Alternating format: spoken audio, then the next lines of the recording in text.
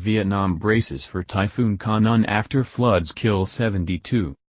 Hanoi, Reuters. Vietnam braced for Typhoon Khanun on Monday after destructive floods battered the country's north and center last week, killing 72 people, the Disaster Prevention Agency said.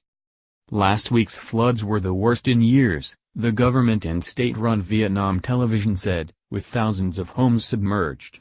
Another 200 houses collapsed and several towns remain cut off by the floodwater. The floods also damaged more than 22,000 hectares, 54,300 acres, of rice. Vietnam is the world's third largest exporter of rice and the second biggest producer of coffee, although the floods have not affected the Southeast Asian nation's coffee belt.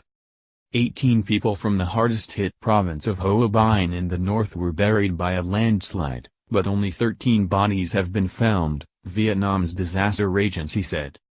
The government has said it is fixing dikes, dams and roads damaged by last week's flood and is preparing for Typhoon Khanun, which is expected to cause heavy rain in northern and central Vietnam from Monday. It has also warned ships and boats to avoid the approaching typhoon. Vietnam is prone to destructive storms and flooding due to its long coastline. A typhoon wreaked havoc across central provinces last month. Floods have also affected 9 out of 77 provinces in Thailand, Vietnam's neighbor to the west. 3 people had been killed in flooding since last Tuesday, Thailand's disaster agency said on Monday. The Thai capital, Bangkok, was hit by heavy rain at the weekend, with gridlock traffic bringing parts of the city to a standstill. Bangkok has often been described as the Venice of the East because of its many waterways. However, the floods prompted criticism of Bangkok's city government, with some social media users accusing authorities of not managing water levels in canals properly.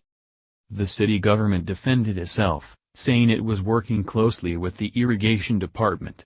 Thailand suffered its worst flood in 5 decades in 2011, with hundreds of people killed, industrial estates engulfed and key industries crippled.